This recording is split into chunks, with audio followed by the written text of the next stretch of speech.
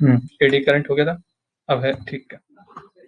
चलिए, तो आज का स्लिप वो है हमारे पास, क्या है, टाइप्स ऑफ, क्या है टॉपिक, टॉपिक हमारा टाइप्स ऑफ इलेक्ट्रोमैग्नेटिक इंडक्शन, ठीक है। टाइप ऑफ ईएमएफ, क्या क्या ईएमएफ हो सकते हैं,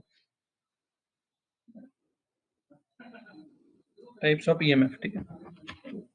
हेडिंग है टाइप्स ऑफ ईएमएफ, ठीक है। टाइप्स ऑफ ईएमएफ, तो दो टाइप का ईएमएफ होता है। अच्छा, कुछ लोगों को नहीं दिख रहा है, स्क्रीन स्क्रीन विजिबल नहीं है। अब विजिबल है स्क्रीन, जिन लोगों को विजिबल नहीं है उनको विजिबल अब। जिन लोग, देखिए जो लोग, नहीं नहीं विजिबल होगा।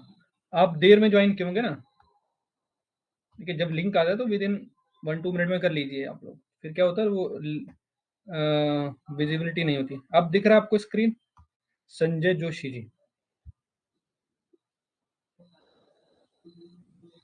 संजय जोशी जी अब दिख रहा है। आपने देर में ज्वाइन किया ना, इसलिए ऐसा होता है। इसलिए टाइमिंग जब भी मैसेज आए तो आपको तुरंत ज्वाइन करना, बाद में आप लेफ्ट कर सकते हैं। चलिए, दो चीज पढ़ा आपने, सेल्फ इंडक्शन और म्यूचुअल इंडक्शन, स्वप्रेरण और अन्योन प्रेरण। सेल्फ इंडक्शन, इंडक्शन, एंड दूसरा पढ़ा आप लोगों ने mutual induction, self induction and mutual induction.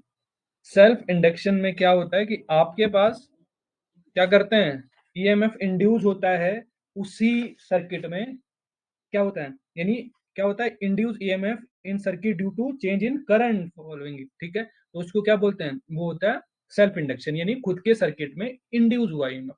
Mutual induction में क्या होता है, दो सर्किट होते हैं आपके पास, एक में करंट चेंज करेंगे तो दूसरे में क्या हो जाता है, ईएमएफ इंड्यूस हो जाता है। तो आप इसमें ऐसे बना दीजिए कि सेल्फ में क्या होता है, देखिए ये एक इलेक्ट्रिक सर्किट है, ठीक है। तो यहाँ पे क्या है आपके पास, लिख सकते हैं, इसमें लिखेंगे चेंज इन,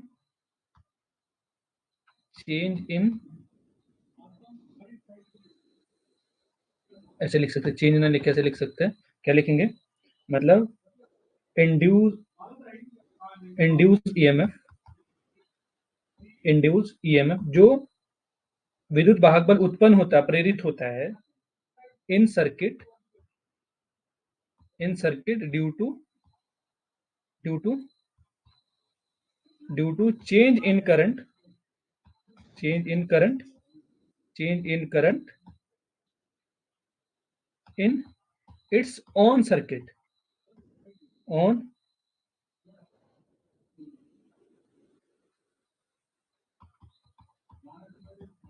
ठीक है। या ऐसे लिख सकते हैं इसको, बस और चेंज कर लो अगर लैंग्वेज और चेंज करना चाह रहे हैं, induce EMF in circuit due to change in its on, ठीक है, इट्स ऑन, ठीक है।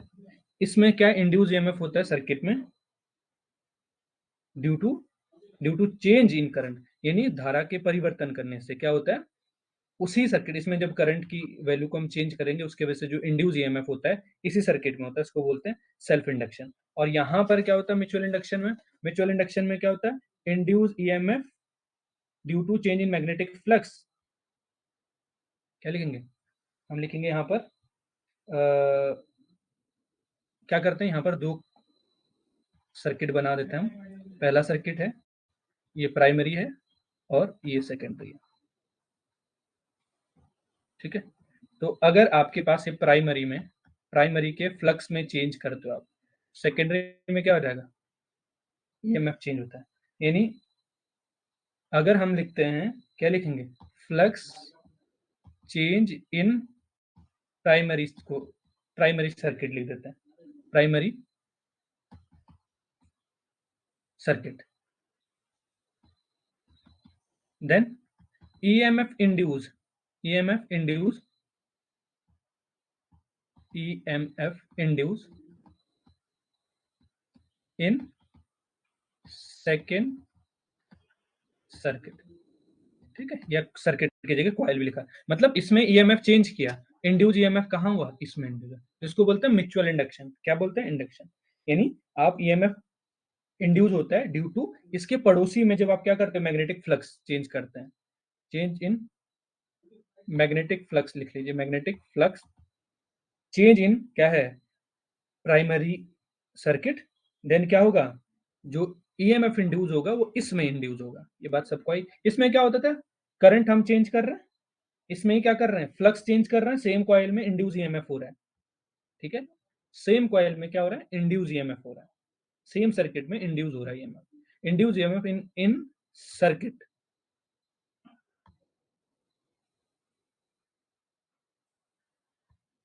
या लिख सकते हैं in same circuit due to change in current in on. ठीक है, ये खुद के सर्किट में करंट चेंज करने से जो ईएमएफ भी इसमें इंड्यूस होता है, इनको बोलते हैं क्या, सेल्फ इंडक्शन और म्यूचुअल इंडक्शन।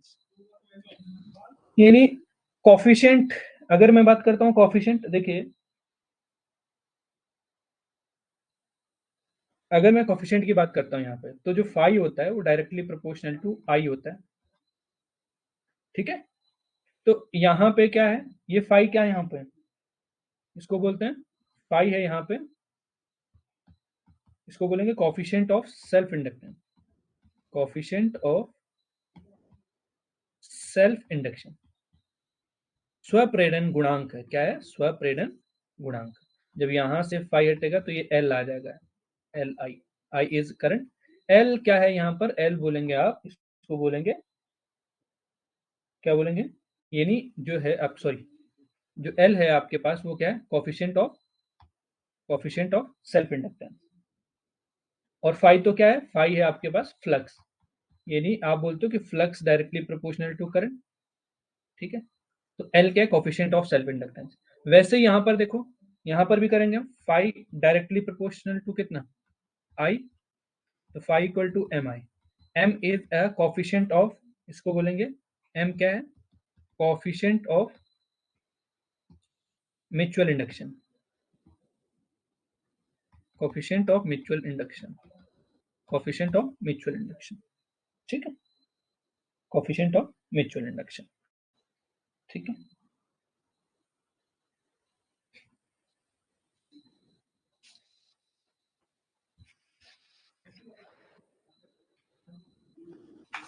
चलिए ठीक है, इतना क्लियर है सबको, इतना क्लियर है। अच्छा, जिन लोगों का एक कॉमन क्वेश्चन सबका है कि अभी मान लीजिए अभी ज्वाइन किया है, ठीक है, कुछ लोग तो सितंबर से लगे हैं तैयारी में, दो तीन चीज बात जो आज ज्वाइन कर रहे हैं उनको दो तीन बातों का ध्यान रखना होगा आगे के लिए, आज बता दे रहा हूँ, आगे भी ध्यान रखोगे। जिन्होंने आज ज्वाइन किया, मतलब आज, हम टुडे की बात करेंगे कि आज ज्वाइन किया, एक तो आप देखो जिन लोगों ने ये बैच शुरू हो गया था 9 अक्टूबर नवंबर में शुरू हो गया था, नवंबर के आसपास शुरू हो गया, ठीक है, तो लगा लीजिए नवंबर, दिसंबर, जनवरी, फेब, मार्च, आप 5 महीना पीछे हो पहले तो। ठीक है, जो आज ज्वाइन कर रहा है। दूसरा, अब इन जिन लोगों ने शुरुआत पहले से की, लगभग हमारे पास कितने, मतलब 150 स्टूडेंट तो पहले से थे जो पढ़ रहे हैं 5 महीने से। जिन लोगों ने आज ज्वाइन किया, तो आप लोग क्या करिए, एक तो लाइव क्लास लीजिए, रोज जो भी चल रहा है, जिस भी सब्जेक्ट में चल रहा है लाइव क्लास लेंगे, प्लस क्या करो, लाइव के साथ रिकॉर्डेड शुरू देखो, कौन से रिकॉर्डेड देखो, जो पुराने हैं, तो दो सब्जेक्ट आपको पैरेलल चलाने पड़ेगा, एक रिकॉर्डेड एक लाइव। ठीक है, तब जाके सिलेबस कवर होगा। ठीक है, क्लास का, अगर ये 3 घंटे पढ़ते हैं, ये 4 घंटे पढ़ते हैं, तो आपको 8 घंटे पढ़ना पड़ेगा।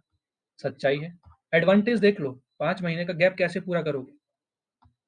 एक तो डिमोरलाइज नहीं करना खुद को कि नहीं होगा, हो जाता है, ऐसा भी नहीं है कि जो 5 महीने से पढ़ रहा है वो उसका ही होगा, पर आपको एक्स्ट्रा एफर्ट करने पड़ेंगे। एक रिकॉर्डेड, जैसे जैसे थर्मोडाइनमिक्स से शुरू कर दिया, थर्मोडाइनमिक्स, ठीक है, और दूसरा लाइव में चल रहा है ईएमटी। ईएमटी भी देखना है, हो सकता है ये 0.0002% समझ आ रहा हो, नहीं आ रहा होगा, कोऑर्डिनेशन बैठाने में टाइम लगता है, तो इसको रोज दो, नहीं समझ आ रहा, नहीं कुछ नहीं आ रहा, आप बस रोज अटेंड करो। ठीक है, तो ये बता दिया मैंने, तभी जाके ऐसे सब सब्जेक्ट में करना है। चलिए, अब हम इसमें दोनों तरफ हम बात कर रहे थे, self induction and mutual induction, 2 page है, ऐसे बना रखे। अब यहाँ कह रहे हैं हम इंड्यूस ईएमएफ, नेक्स्ट पॉइंट है इसमें इंड्यूस ईएमएफ इन कॉइल। ठीक है, कितना होगा आप जानते हैं, हम लोगों ने क्या पढ़ा है कि कितना होता है del phi by delta T, यही तो होता है फैराडे का लॉ, यही तो कहता है। अब अगर मैं फाई की वैल्यू यहाँ पे रख दूं minus del by delta T, phi की वैल्यू कितनी एल आई, यही तो है, क्योंकि फाई पीछे पड़ा अपने एल आई है। अब यहां से क्या है, ये कितना आ जाएगा, एल तो बाहर आ जाएगा, del I by delta T, del I by delta T, del I by delta T. ठीक है, अब देखिए यहां पर भी क्या हो जाएगा, अगर मैं इसमें बात करूं, इसमें क्या हो जाएगा, यहाँ ईएमएफ कहाँ इंड्यूस होता था, इंड्यूस ईएमएफ इन कहां पर होता था, secondary coil, secondary coil, secondary coil में होता था ना इंड्यूस ईएमएफ। तो यहाँ पे भी आपने कर दिया del phi by delta T, phi की वैल्यू रखेंगे तो ई इक्वल टू कितना आ जाएगा आपके पास, माइनस एम बाहर, del I by delta T, del I by delta T, rate of, अच्छा ये क्या है del I by delta T, ये है rate of change of current, rate of change of current in primary coil, primary coil में कितना current का rate है, रेट ऑफ चेंज ऑफ यानी करंट परिवर्तन की दर, किसमें प्राइमरी कॉइल। अब जिनको प्राइमरी नहीं समझ आ रहा, ये प्राइमरी है, ये प्राइमरी कॉइल है, ये सेकेंडरी कॉइल है। तो मैग्नेटिक फ्लक्स अगर प्राइमरी सर्किट यानी प्राइमरी कॉइल में अगर चेंज करते हो आप, तो द्वितीयक कॉइल में क्या हो जाएगा, इंड्यूस ईएमएफ हो जाएगा। ठीक है, इंड्यूस ईएमएफ हो जाएगा। चलिए एसआई यूनिट की बात करते हैं, एसआई यूनिट कितनी होती है इसकी, एसआई यूनिट ऑफ एल कितनी हो जाएगी, ये होती है हेनरी, क्या होती है हेनरी, इसको एच से दिखाते हैं। और म्यूचुअल इंडक्शन में क्या होती है, म्यूचुअल इंडक्शन की भी एसआई यूनिट क्या होती है, एसआई यूनिट ऑफ एच, वो सॉरी एम, म्यूचुअल इंडक्शन वो भी क्या होती है आपके पास हेनरी होती है। डायमेंशन बताओ मुझे, डायमेंशन क्या होगी इसकी, डायमेंशन ऑफ एल, तो डायमेंशन क्या हो जाएगी, अगर यहां से निकालना चाहोगे आप तो कितना निकलेगा, ये इलेक्ट्रोमोटिव फोर्स है तो कितना रहेगा एम एल स्क्वायर टी की पावर -2। अब आप कैसे याद रखोगे इसको, बेसिकली कुछ नहीं है, एल इक्वल टू कितना फ्लक्स बाय आई, फ्लक्स की तो आपने पहले भी पढ़ी थी, कितनी आज दिन में पढ़ी, एम कितना एम एल स्क्वायर टी की पावर -2 ए इनवर्स, तो ये आई ऊपर चले जाएगा तो कितना हो जाएगा अपने में -2 हो जाएगा। इसकी डायमेंशन कितनी हो जाएगी, इसकी भी सेम डायमेंशन हो जाएगी, कितनी हो जाएगी एम एल टी की पावर -2 ए, ये भी कहाँ से आया क्योंकि एम इक्वल टू कितना हो जाएगा फाई बाई आई, यहाँ से। ठीक है,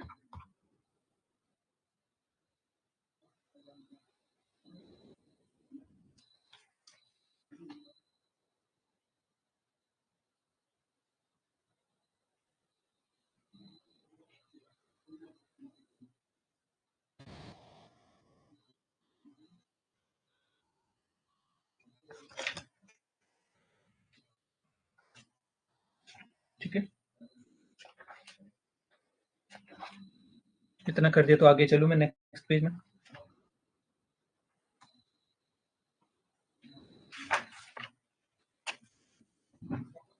चलिए इतना हो गया तो आगे चलते हैं, हो गया, इतना नोट कर लिया आप लोगों ने इतना। चलिए, तो आगे जो है नेक्स्ट, इसमें ही दोनों को साथ कंपेयर कर रहे हैं हम, इसलिए नेक्स्ट पॉइंट है self inductance self inductance, self induction, inductance लिख लीजिए, inductance of a long solenoid. अभी लॉन्ग सोलेनोइड क्या होता है, यानी सेल्फ इंडक्टेंस क्या होगा लॉन्ग सोलेनोइड में। कोई परिनालिका है, परिनालिका तो जानते हैं आप, ऐसा सोलेनोइड पढ़ा रखा है मैंने। परिनालिका कब बनाते हैं, जब इसमें बहुत सारे वायर ऐसे ऐसे लगे हों, तो एक परिनालिका बन गई, सोलेनोइड बन गया। तो लॉन्ग सोलेनोइड है कोई, उसमें कितना होगा इंडक्टेंस। तो इंडक्टेंस की वैल्यू इसमें होती है L equal to mu N A L. ठीक है, ये होती है। अब आप बोलोगे कि एन क्या होता है, एन होता है एन बाई एल, यानी number of turns per unit length, per unit length. दूसरा L is length of coil, ये जो कॉइल है इसकी लेंथ है, length of coil. A is cross section area, cross section area, cross section area या area of coil. और क्या बचता है, ठीक। और यहीं पर अगर मैं ये सारी बातें इसके लिए लिखूं, एम किसके, mutual induction of a long solenoid, तो कितना आ जाएगा, कोई लॉन्ग सोलेनोइड है, इसके लिए कितना आ जाएगा, म्यूचुअल इंडक्शन है आपके पास, तो कितना आ जाता है, एम इक्वल टू,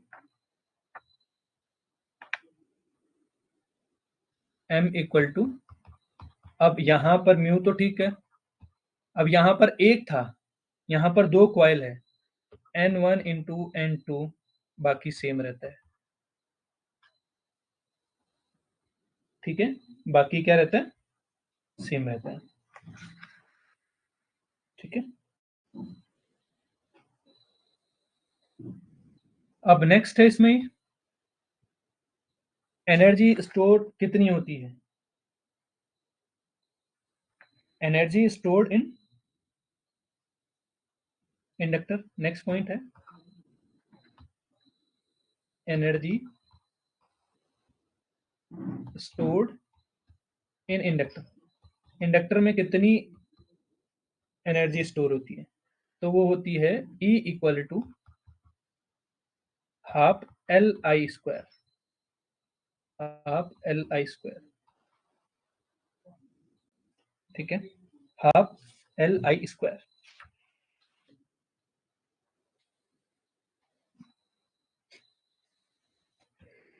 सॉरी।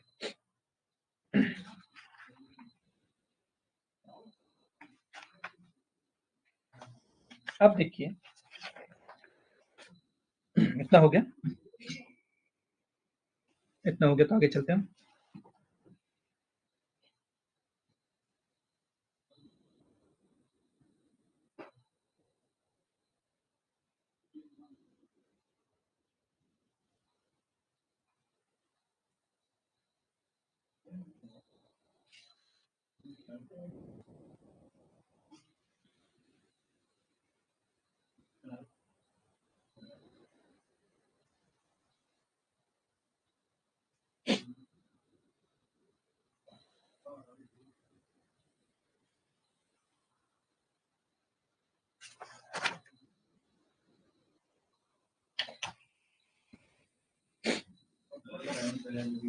चलिए, तो नेक्स्ट अगर हो गया, तो नेक्स्ट है, इसको बोलते हैं कॉफिशिएंट ऑफ कपलिंग।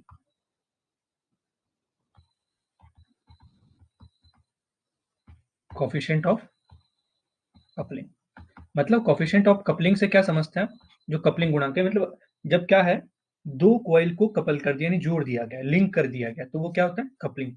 यानी अगर मैं ऐसा कहूँ कि अगर आपके पास हो सकता है कि दो कॉइल है, ये प्राइमरी कॉइल है, ये प्राइमरी कॉइल है, और इसको सेकेंडरी कॉइल से कपल कर दिया गया। अब मैं ऐसा कहूँ कि ये सेकेंडरी कॉइल है, ये सेकेंडरी कॉइल है,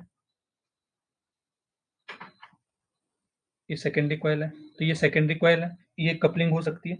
या फिर हमने क्या कहा, ये आपके पास प्राइमरी कॉइल है, और ये क्या है यहाँ पे? सेकेंडरी कॉइल है, तो ये भी कपलिंग हो सकता है। ये ए डायग्राम है, ये बी डायग्राम है, ठीक है। तो अगर मैं बात करूं किसकी,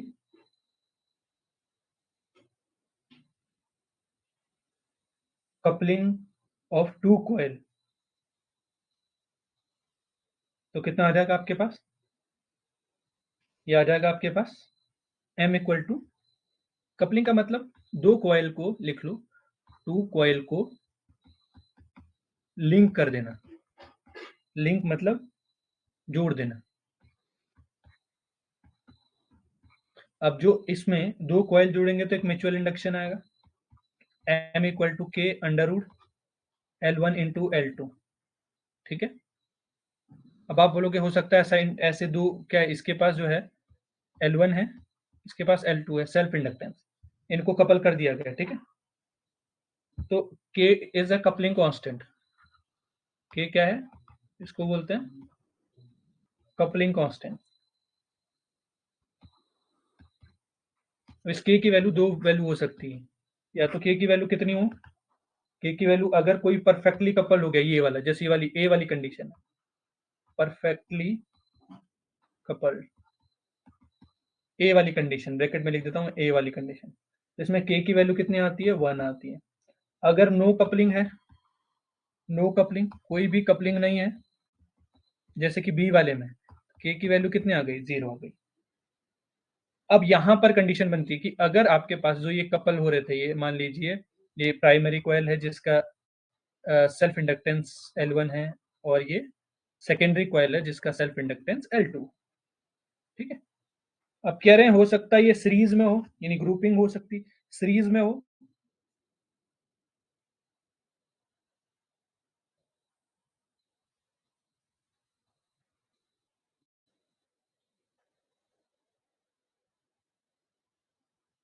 सकता है, ठीक है।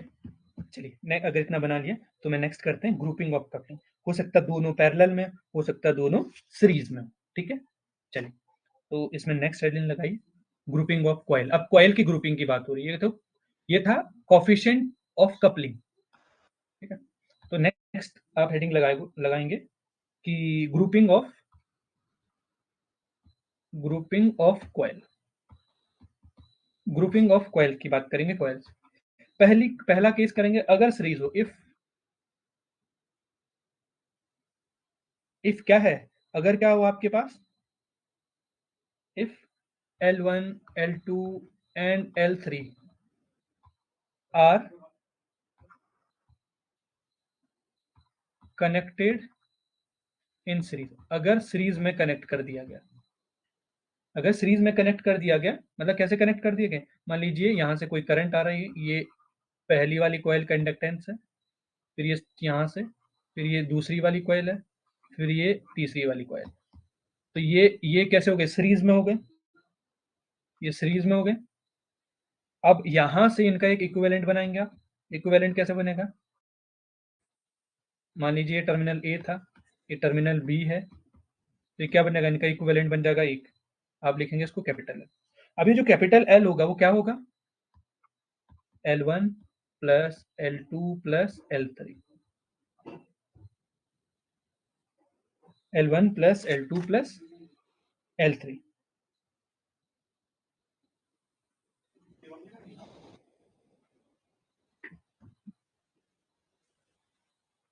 ठीक है।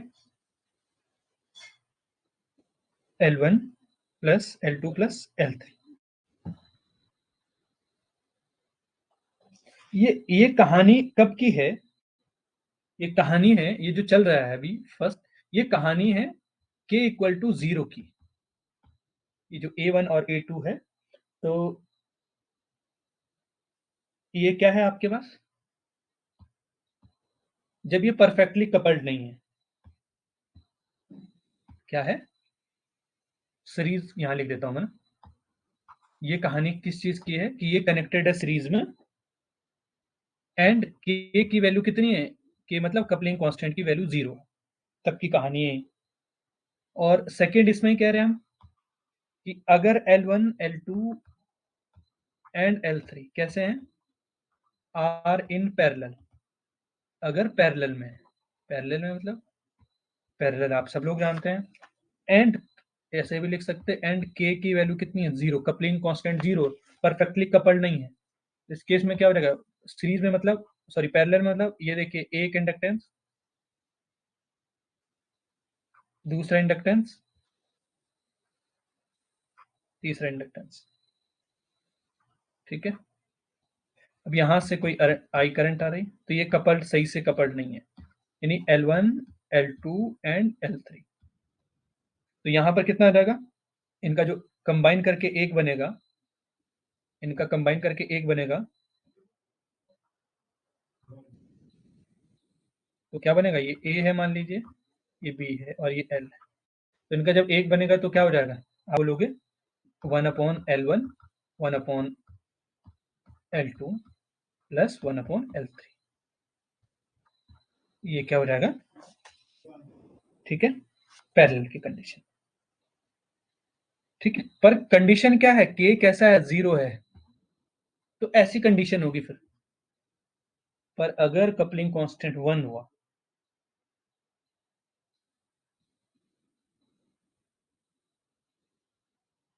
चलिए नेक्स्ट लिखते हैं।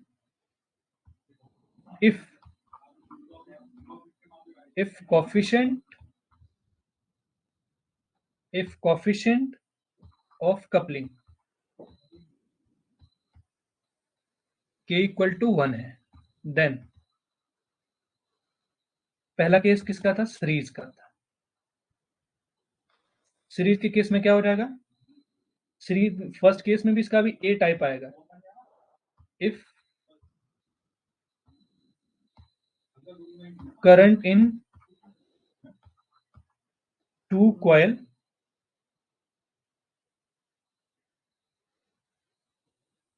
To coils are in the same direction, in the same direction, अगर दो कॉइल में करंट सेम डायरेक्शन में है, तो जो एल आएगा वो कितना है? L1 plus L2 plus 2m आएगा। और अगर ऐसा हुआ कि इफ करंट अगर अपोजिट डायरेक्शन में हो, if current in two coil are in opposite direction, are in opposite direction, अगर करंट क्या हुई? अपोजिट डायरेक्शन में हुई, जो दो वायर में जो करंट है L1 और L2 में, वो अपोजिट डायरेक्शन में, तो सिंपल से L इक्वल टू कितना लगेगा? L1 प्लस L2, यहाँ पर लग जाएगा M minus 2m। M is a mutual induction, L is a self inductance. वैसी कहानी पैरेलल की भी हो जाएगी, सेम कहानी पैरेलल के लिए भी हो जाएगी। पैरेलल पैरेलल में भी ए वाली कहानी, if current in two coil are in same direction, अगर सेम डायरेक्शन में हो, तो ये कितना हो जाएगा? L हो जाएगा आपके पास, इनके सिर्फ फॉर्मूले याद रखने हैं आपको, L12 minus M square, L1 plus L2 plus twice M. बस इतना भी ध्यान रखोगे ना कि जब पैरेलल वाला केस है तो ये अपॉन में आएगा। अब बी वाला केस क्या बन जाएगा? चलिए नोट कर लीजिए इतना पहले।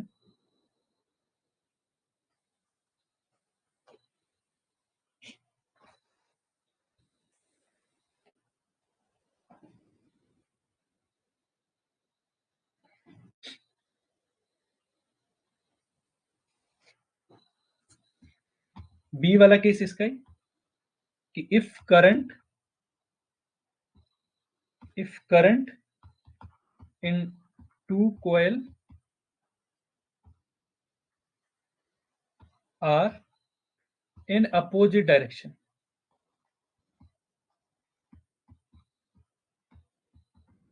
अगर अपोजिट डायरेक्शन में, तो क्या हो जाएगा, एल हो जाएगा। बस कुछ मत रखना है याद, L1 इंटू L2, बस ऊपर क्या रहेगा, ऊपर तो सेम रहता है इसका, एम स्क्वायर ही रहता है, बस नीचे जब आपको पता है जब अपोजिट डायरेक्शन में करंट होगी तो नीचे -2m आएगा, इतना याद रखोगे बहुत सफिशिएंट है। ठीक है, अब कुछ इंपॉर्टेंट नोट, इस टॉपिक के आखिरी नोट इंपॉर्टेंट, जो सेल्फ इंडक्टेंस की बात करते हैं हम, सेल्फ इंडक्टेंस को मेजर किससे किया जाता है, तो लिख लीजिए, सेल्फ इंडक्टेंस को मेजर किससे किया जाता है,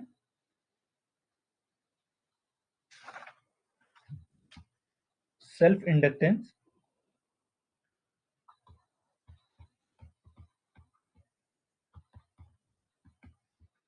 inductance of coil, self inductance की यानी स्वप्रेरण की बात है, measured by measure with the help of, यानी किसकी सहायता से मापा जाता है, तो इसका आंसर है एंडरसन ब्रिज के,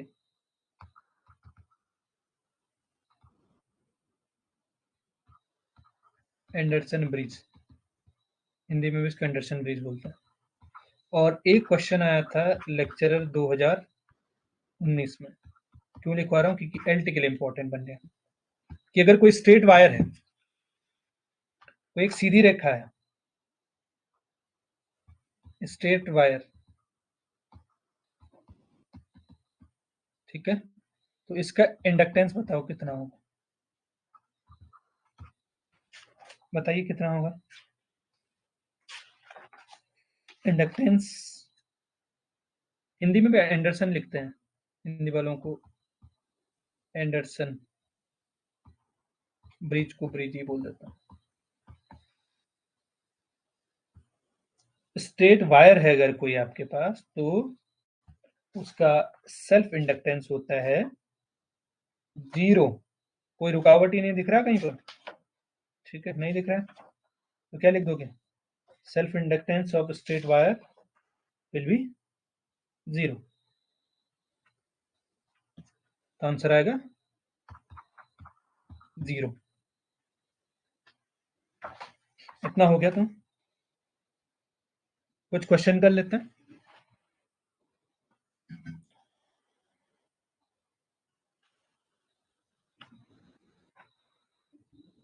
हो गया इतना,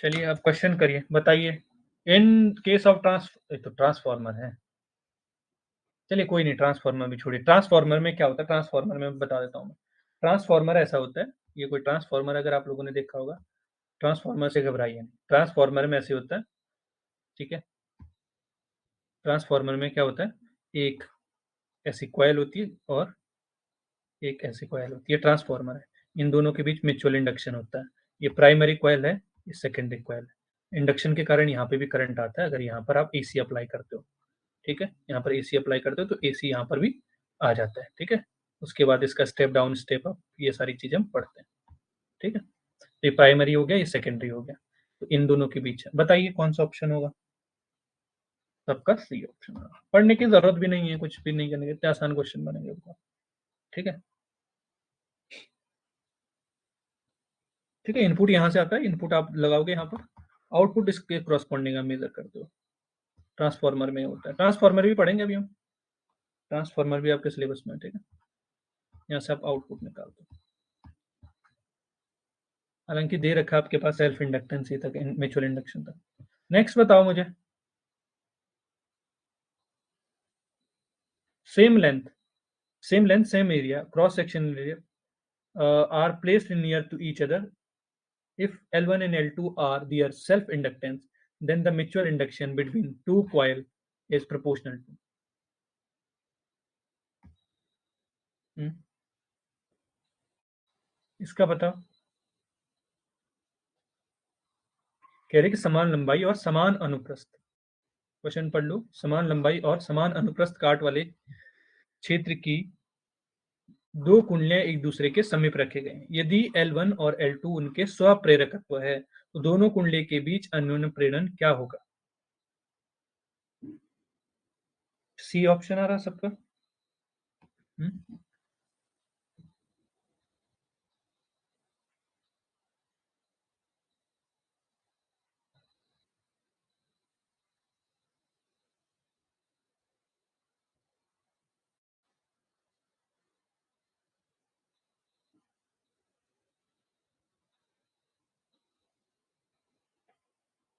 ठीक है, चलिए।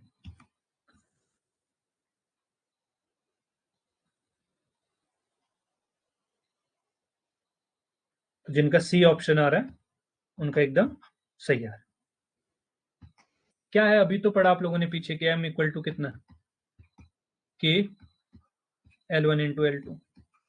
दो ही कॉइल तो दे रखी, हो सकता है परफेक्ट कपलिंग हो, के की वैल्यू 1 दे रखी हो, परफेक्ट कपलिंग हो, समान, सबके समान है, समान लंबाई है, समान अनुप्रस्थ है, सब क्षेत्र पर कुंडली एक दूसरे के समीप रखी है, परफेक्टली कपल है। चलिए next question. Average power dissipation, ये क्वेश्चन नहीं करवाया मैंने, बताओ कितने होगा? एवरेज पावर डिसिपेशन,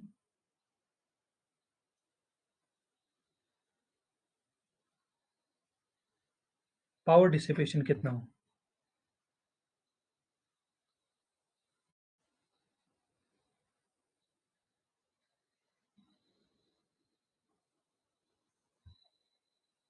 ठीक है, तो इसको ये मत कर देना। हाँ, कोई कोई तो होगा जो ये ऑप्शन बोलेगा, कोई तो सी ऑप्शन। हाँ, कोई तो थे जो ए ऑप्शन में, कोई सी वाले भी है।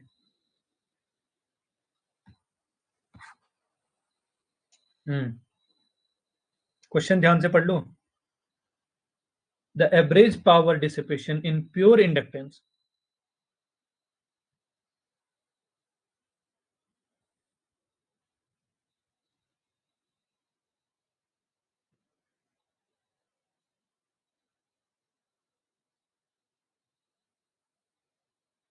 ठीक है।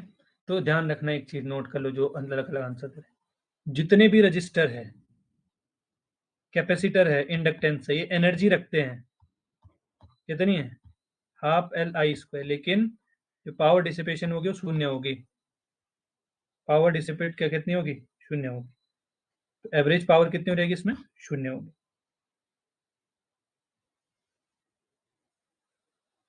ठीक है, क्योंकि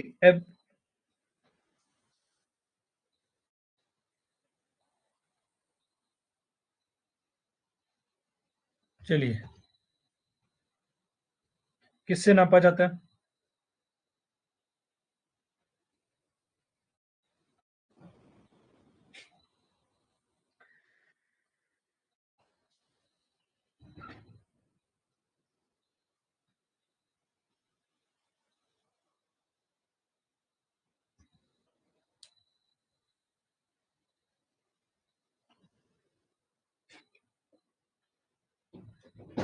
तो सबको मालूम होगा, एंडरसन ब्रिज।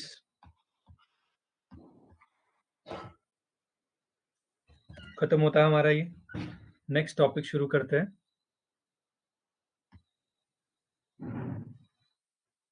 ट्रांसफार्मर, हेडिंग लगाइए ट्रांसफार्मर। ट्रांसफार्मर शुरू करने से पहले बस मुझे 1 मिनट दे दो आप लोग।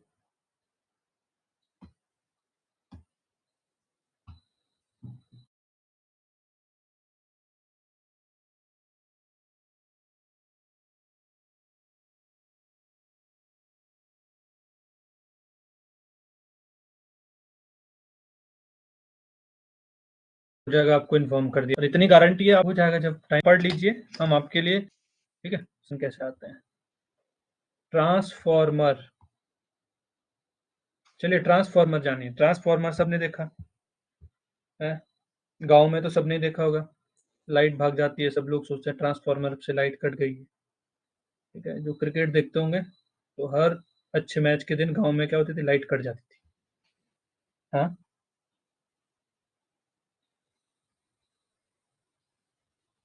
और हम ट्रांसफार्मर में पहुंच जाते थे। तो ये वही ट्रांसफार्मर है।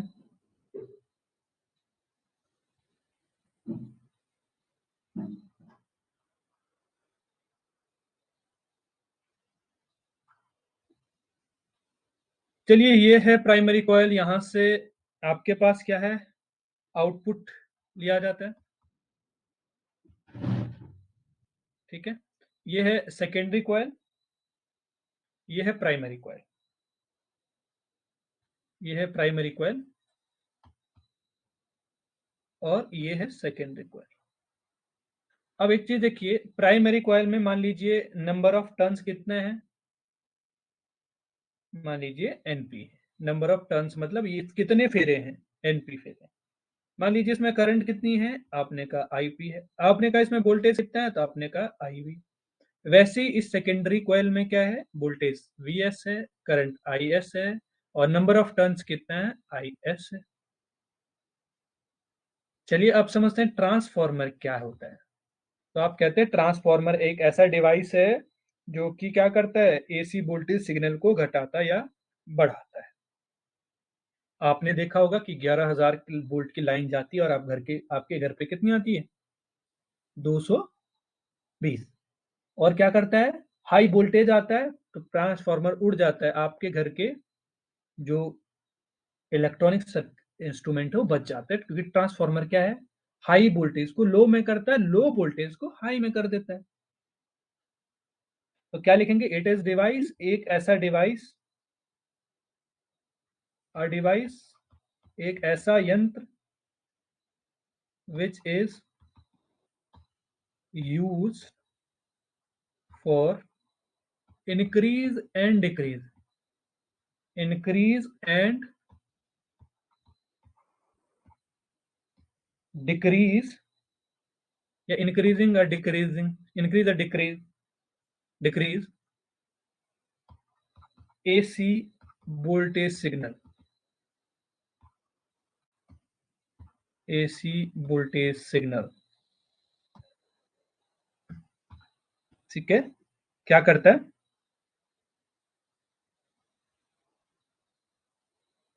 एसी वोल्टेज सिग्नल को बटन। अब दो तीन चीजें बताते हैं हम आपको। दो टाइप के ट्रांसफॉर्मर पढ़े होंगे अपने ट्रांसफॉर्मर में, ठीक है, स्टेप अप और स्टेप डाउन। स्टेप अप होता है जो क्या करता है, छोटे इनपुट वोल्टेज को बड़े आउटपुट वोल्टेज में बदलता है। और स्टेप डाउन होता है जो बड़े वोल्टेज सिग्नल को छोटे वोल्टेज सिग्नल में कन्वर्ट करता है। पर उससे पहले कुछ नोट करके हम कुछ बातें जानते हैं कि क्या क्या होता है। देखिए, आपने क्या क्या चीजें पढ़ी है अभी तक। एक पढ़ा होगा आपने, ट्रांजिस्टर। ट्रांजिस्टर क्या करता है, आपके पास मान लीजिए कोई लो सिग्नल है, तो ये क्या कर देते हैं, यहाँ पर एक क्या लगा हुआ है, यहाँ पर मान लीजिए एक ट्रांजिस्टर लगा हुआ है। ट्रांसफॉर्मर नहीं, ट्रांजिस्टर बोल रहा हूँ मैं, ट्रांजिस्टर लगा। तो ये क्या कर देता है, मान लीजिए कॉमन इमिटर है, कौन सा है, कॉमन इमिटर। तो ये क्या कर देगा, सिग्नल को बढ़ा देता है पर इन्वर्ट कर देता है, बढ़ा देता है पर इन्वर्ट कर देता है।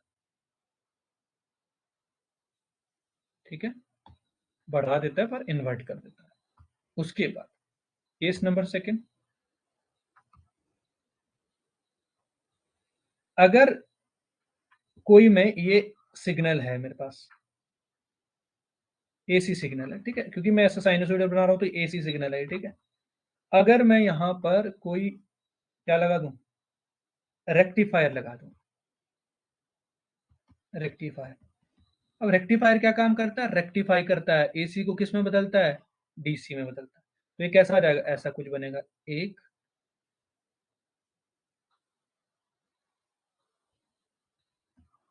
ऐसा बनेगा। ये रेक्टिफायर, ये एसी था तो ये डीसी बन गया। नंबर थर्ड, अगर कोई सिग्नल है, एसी वोल्टेज सिग्नल, अगर यहां पर लगा दिया मैंने ट्रांसफॉर्मर, क्या लगा दिया, ट्रांसफॉर्मर, तो ये क्या कर देगा, सिग्नल को बढ़ा देगा या घटा देगा। ठीक है, क्लियर है। अब ट्रांसफॉर्मर पे कैसे क्वेश्चन आते हैं, तो ये जो ट्रांसफॉर्मर है, क्वेश्चन लिख लीजिए। ट्रांसफॉर्मर किस प्रिंसिपल ट्रांसफॉर्मर किस प्रिंसिपल पर काम करता है, तो सिंपल सी बात है, किस प्रिंसिपल पे काम करता है। दो कॉइल है, तो दो कॉइल किस में होती है, आंसर लिखोगे म्यूचुअल इंडक्शन। किस पर, अन्योन प्रेरण पर, हिंदी में बोलते हैं इसको अन्योन प्रेरण।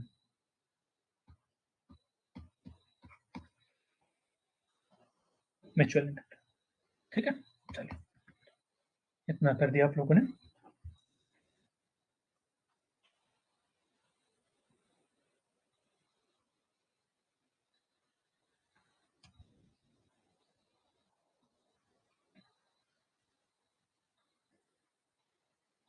चलिए, तो अब लिखेंगे, हेडिंग लगाइए,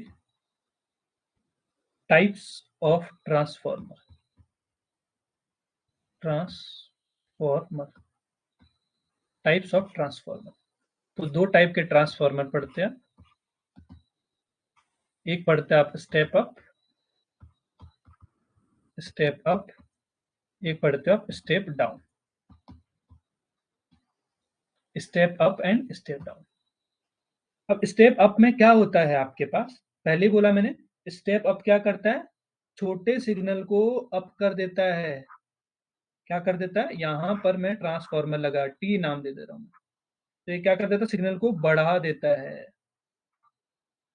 लिख लो, छोटे इनपुट वोल्टेज को, छोटे इनपुट वोल्टेज को क्या कर देता है, थोड़ा और बड़ा बनाते हैं इसको ना,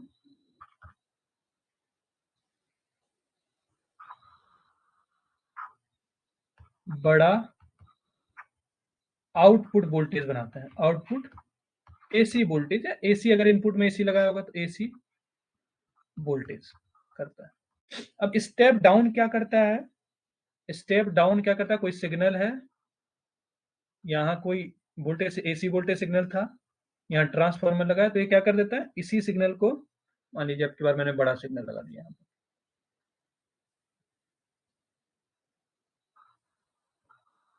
तो ये क्या कर देता है, इसको छोटा कर देता है। ये छोटा हो गया, ये बड़ा हो गया। अब अगर इसमें देखोगे तो नंबर ऑफ टर्न्स किस में ज्यादा होंगे, स्टेप अप में देखोगे तो स्टेप अप में क्या होगा, स्टेप अप में नंबर ऑफ सेकेंडरी टर्न्स जो होंगे वो ज्यादा होंगे, किससे, नंबर ऑफ टर्न्स प्राइमरी। इसमें क्या होगा, स्टेप डाउन में क्या होता है, प्राइमरी में ज्यादा नंबर ऑफ टर्न्स होते हैं सेकेंडरी के कंपैरिजन। थर्ड चीज, के हो या कई बुक्स लिखती है इसको आर, वो हमेशा वन से बड़ा होगा। के भी लिखती है, वन भी, आर भी लिखती है, और इसमें के और आर वन से छोटे होते हैं। अभी के और आर क्या है, तो वेयर बीच में लिख लीजिए, वेयर के और आर, इसको बोलते हैं ट्रांसफॉर्मेशन रेशियो। क्या बोलते हैं इसको, ट्रांसफॉर्मेशन रेशियो। अब ये ट्रांसफॉर्मेशन रेशियो होता क्या है, तो के हो या आर हो, ट्रांसफॉर्मेशन जो रेशियो होता है वो क्या होता है आपके पास, number of turns in secondary coil divide by number of turns in primary, इसको भी बोलते हैं।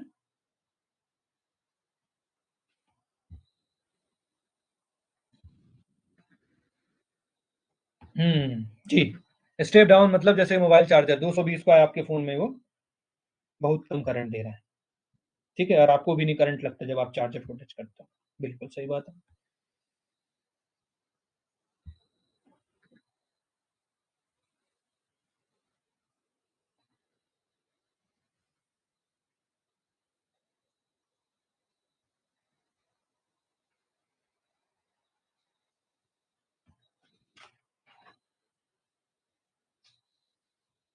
तो ये वेरी वेरी इंपॉर्टेंट बात था आपके पास।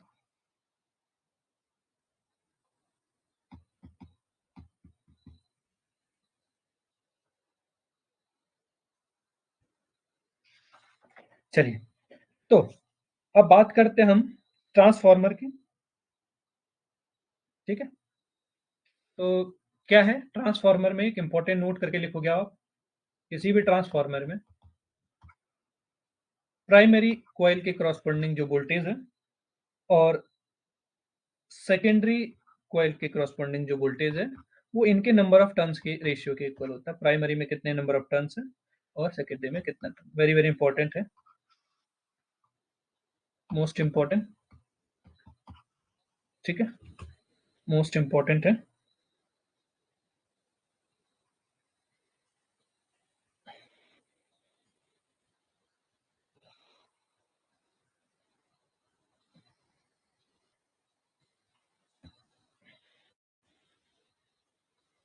या फिर एक और चीज जानते हैं हम,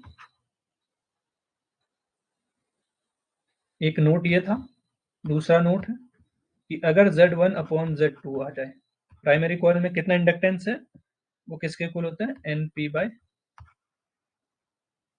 NS के इक्वल। ठीक है, ये होती है इनपुट इम्पिडेंसेस, इसको बोलते हैं इनपुट इम्पिडेंसेस। और Z2 हो गया आपके पास क्या है, आउटपुट इम्पिडेंस। ठीक है,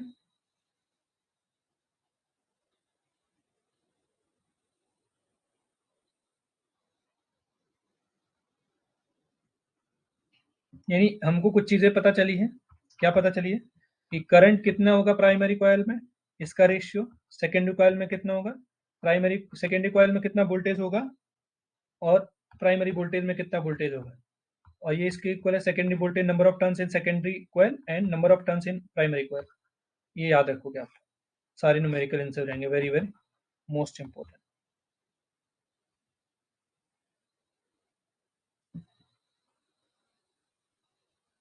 बस करंट का ध्यान रखना, करंट उल्टा होता है।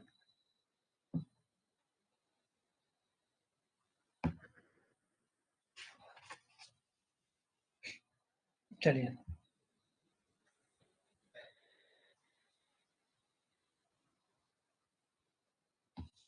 अब है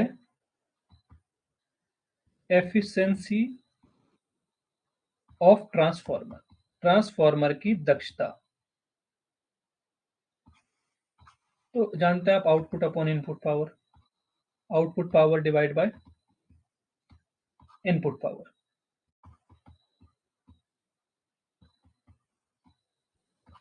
यही तो होता है। पावर क्या होता है, वीआईपी याद करने को कहा था मैंने। तो ये पावर क्या है यहाँ पर, सेकेंड आउटपुट कहाँ मिलता है आपको, सेकेंडरी के पास मिलता है ना, देख लो। इसके पास आउटपुट मिल रहा था ना, तो ये सेकेंडरी है। तो सेकेंडरी आप बोलोगे यहाँ पे वोल्टेज, सेकेंडरी वोल्टेज और सेकेंडरी के पास कितनी करंट है, डिवाइड बाय प्राइमरी के पास कितना वोल्टेज और सेकेंडरी के पास सॉरी प्राइमरी के पास कितना करंट है। आइडियल ट्रांसफार्मर, और आइडियल ट्रांसफार्मर, ट्रांसफार्मर जो एफिशिएंसी है वो 1 होती है और 100% होती है। जो लॉस होता है वो होता है, जिसमें बोला था, किसी ने बोला था एडी करंट, भंवर धाराओं के उसमें क्या होता है। चलिए, होगी, इतनी बात क्लियर है, इतनी बात क्लियर है।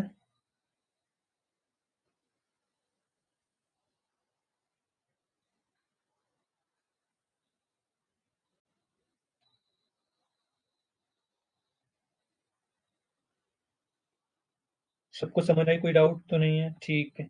चलिए, तो क्वेश्चन करिए इसको। पहला क्वेश्चन यूकेपीएससी लेक्चरर मेंस का है, या इससे पहले एक अच्छा क्वेश्चन और कर लो, इसको कर लो।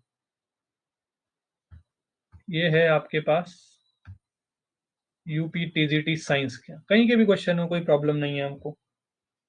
चलिए इसका आंसर बताओगे आपको।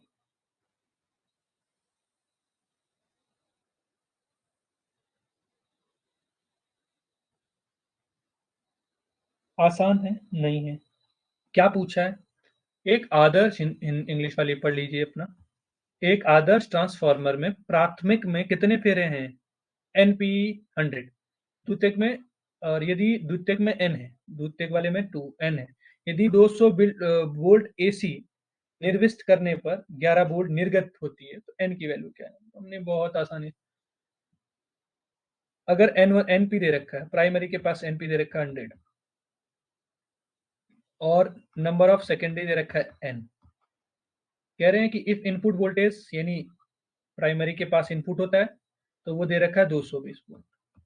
कह रहे and when to output, output किसके पास मिलता है? सेकेंडरी के पास 11 वोल्ट दे रखा है। तो बस हमने तो पढ़ा है कि, कितना पढ़ा है कि अगर आपके पास primary voltage divide by secondary voltage किसके इक्वल आ जाता है? Primary number of turns primary coil, number of turns secondary coil. तो यहाँ से देखो कि प्राइमरी में कितने हैं? 100। सेकेंडरी में कितने हैं? नहीं सॉरी, टर्न तो छोड़ी, पहले वोल्टेज की बात कर लेते हैं।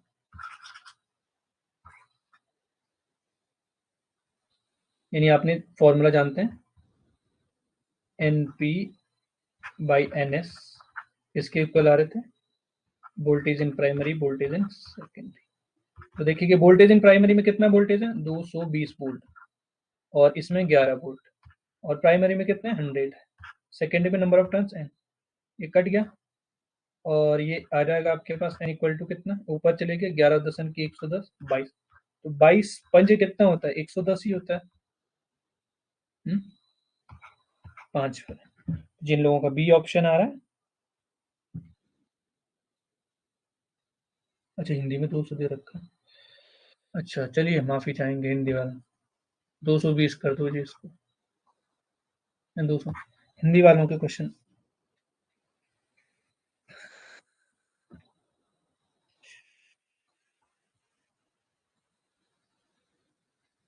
चलिए, देखो कितने सेकंड में हो जा रहा है आपसे क्वेश्चन, बहुत सेकंड में। चलिए अब आते हैं। अब देखो लेक्चर के क्वेश्चन में कितने आसान लग रहे होंगे आपको। The transformer required to match 100 ohm. अभी लेक्चरर कह 2020 के, तब लेक्चर वाले कह रहे थे हमारा पेपर तो बहुत मुश्किल बना होता। Transformer is required to match 400 output impedances. Transformer power amplifier is a 4 ohm speaker coil. What should be number of turns ratio? यानी एक ट्रांजिस्टर पावर एम्पलीफायर में 400 ओम निर्गत प्रतिबाधा और 4 ओम स्पीकर कुंडली से मिलने वाले ट्रांसफार्मर की आवश्यकता होती है। तो फेरों का अनुपात बताइए। मुझे नहीं लगता आपको दिक्कत होगी, अभी अभी करवाया था मैंने। क्या करवाया था? Z P upon Z S equal to कितना? N P by N S का होल स्क्वायर। तो कितना है? क्योंकि इनपुट जो है किसके पास आता है? प्राइमरी के पास आता है। आउटपुट किसके पास आता है? देख लो, करवा रखा है। इनपुट किसके पास आता है? ये इनपुट है प्राइमरी के पास। आउटपुट किसके पास आता है? सेकेंडरी के पास। तो बस ये क्या रख दो, इसका दे रखा है कितना? इनपुट के पास क्या है? इनपुट के पास है, इनपुट के पास क्या देखो, the transformer required 400 output impedances. Output तो सेकेंडरी वाले के पास मिलता है, तो ये 4 हो गया, N P by N S का होल स्क्वायर। एक कितना? 1/100। तो ये कितना लगेगा? N P by N S का होल स्क्वायर। तो N P by N S 1/10।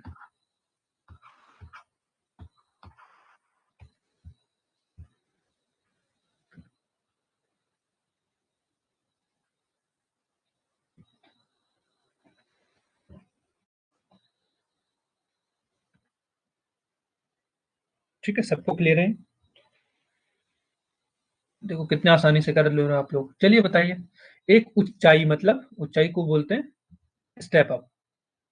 Transformer की द्वितीयक कुंडलियों में धारा का मान प्राथमिक कुंडलियों की तुलना में इक्वल होता है, बताया था मैंने। अब कैसे, ये तो आप बोलोगे नहीं बताया था। एक चीज तो बताया था मैंने कि I P upon I S हो, अगर वो इसका उल्टा होता है, N P N S upon N P होता है। अब एक बार बताओ कि मैंने जब स्टेप अप बताया तो स्टेप अप में हमेशा secondary number of turns greater होते हैं इससे, प्राइमरी से। तो इसका मतलब क्या हो जाएगा है? अगर सेकेंड नंबर ऑफ टर्न्स बड़े हैं कौन से सेकेंडरी में, तो करंट क्या होगी, यानी transformer the value of current in secondary coil, तो सेकेंडरी कॉइल में लेस होगी ना। हम्म कैसे हो जाएगी लेस, क्योंकि नंबर ऑफ टर्न्स ज्यादा होते हैं सेकेंडरी में, तो करंट क्या हो जाएगी, प्राइमरी में ज्यादा होगी सेकेंडरी के कंपेरिजन में। सी किसका आ रहा है?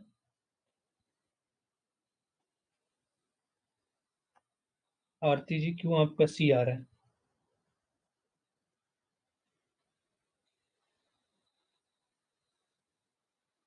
हम्म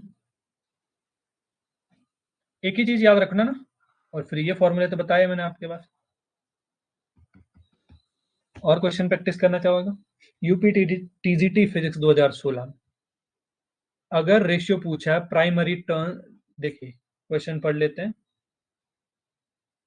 The ratio of number of turns in primary and secondary coil of transformer 1:20. The ratio of current in primary coil and secondary coil will be, तो कितना आसान था, IP upon IS equal to NS upon NP। तो अगर पूछा है, अच्छा ये उल्टा पूछा है, उल्टा पूछा है, कह रहे कि N प्राइमरी और N सेकेंडरी का रेशियो कितना है, 1:20 है। तो आप जानते हो कि एन प्राइमरी एन सेकेंडरी, इसका रेशियो उल्टा हो जाएगा आई सेकेंडरी आई प्राइमरी। आपसे क्या पूछा है, तो कितना हो जाएगा 1:20, और ये क्या I secondary I upon primary. आपसे पूछा उल्टा प्राइमरी और सेकेंडरी, तो I primary divide by I secondary हो जाएगा 20/1। 20/1 option B is a correct option. जिन जिनका बी आ रहा है, कितने आसान क्वेश्चन है, किसी को मुश्किल लग रहे हैं? चलिए, हाँ ये टीजीटी में पूछा गया था। 100 millihenry coil, millihenry बोला है, मिली हेनरी, हेनरी किसका होता है, चलिए अभी देखते हैं। और करंट इतनी दे रखी है, एनर्जी कितनी स्टोर होगी, आपने कहा था कि एनर्जी हेनरी कितना होता था, हाफ एल आई स्क्वायर। तो हाफ एल की वैल्यू कितनी दे रखी है, 100 हेनरी, ठीक है। मिली मतलब कितना होता है, मिली मतलब होता है 10⁻⁻3। आई मतलब 1 का होल स्क्वायर, तो दो कम हो जाएंगे, तो 2 50, कितना, 3 है ना, 3 कट जाएंगे, 3 कट गया तो कितना बच गया नीचे, देखिए क्या है, ऊपर बन गया 100 और नीचे बन गया एक 2 आ गया, एक ये नीचे आ जाएगा 10⁻3, तो ये कैंसिल हो गया, तो 1/20 बच गया। तो 20×5 = 100, 100 के लिए एक पॉइंट लगाया तो ये 10 बन गया, नहीं बात हुई तो जीरो लगाया, तो 20×100, तो कोई ऑप्शन ऐसा है 0.50। इतना आसान क्वेश्चन था, अगर आपको ये याद है तो। हम्म, और भी क्वेश्चन है। Which of the following quantities increase in the step down, क्या इंक्रीज होता है, करंट ही तो इंक्रीज होती है। एक स्टेप अप में क्या होता है, स्टेप डाउन में लिखा है ना, स्टेप डाउन में क्या इंक्रीज होती है, बताइए क्या इंक्रीज होता है स्टेप डाउन में। इसका मतलब क्या हुआ पता है आप लोगों को, क्या हुआ, क्या कहना चाह रहा है, क्वेश्चन क्वेश्चन नहीं समझ आ रहा होगा। क्वेश्चन कह रहा है कि which of the following quantity increase in step down. Step down जैसे ही आ जाता है तो वैसे ही क्या आ जाता है, जो नंबर ऑफ टर्न्स होंगे प्राइमरी के पास वो ग्रेटर होंगे सेकेंडरी से। मतलब प्राइमरी के पास जो सेकेंडरी वाला जो करंट होगी वो ज्यादा होगी प्राइमरी की कंपेरिजन, ये कहानी तो पता चला। अगर सेकेंडरी के पास करंट ज्यादा है तो वृद्धि तो हुई, प्राइमरी के पास कम थी करंट, सेकेंडरी के पास बढ़ गई। अगर डाउन है तो क्या हुई, करंट की वैल्यू क्या हुई, करंट इंक्रीज हुई, क्यों, पहले कम थी, प्राइमरी के पास कम थी। आई पी लेस देन क्या है, आई एस, सेकेंडरी में ज्यादा है करंट तो इंक्रीज ही तो होगा। ऐसा आसान से क्वेश्चन। चलिए, ट्रांसफार्मर का प्रयोग किया जाता है, बताइए। चेन,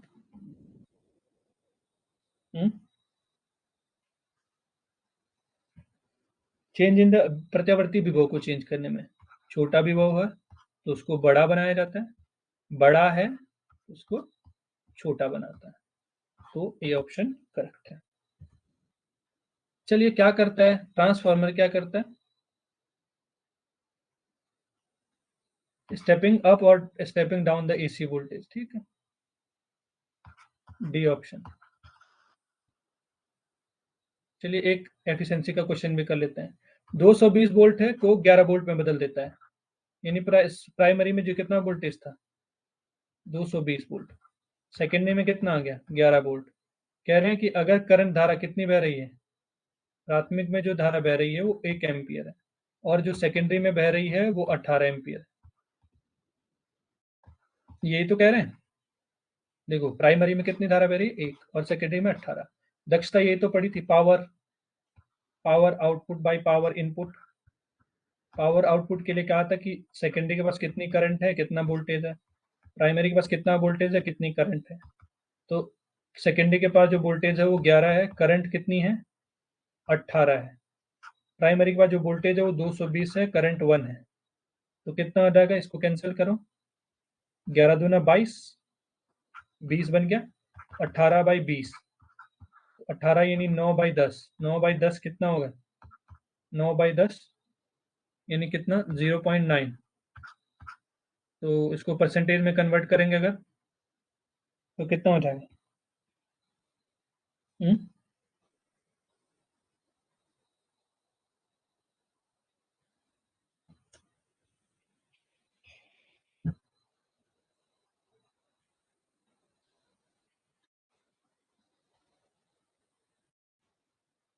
कितना आ जाएगा आपके पास?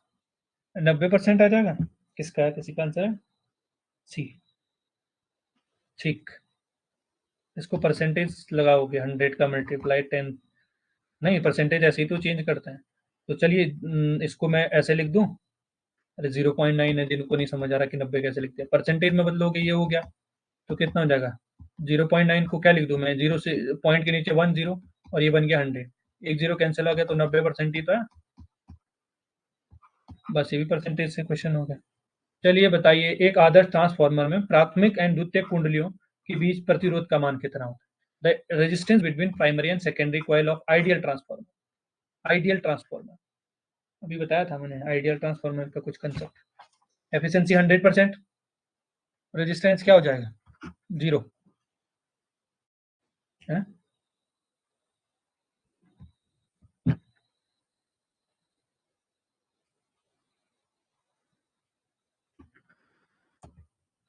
ट्रांसफार्मर का कोड किसका बनाया जाता है, स्टील का बनाया जाता है, सॉफ्ट आयरन का बनाया जाता है, बताओ।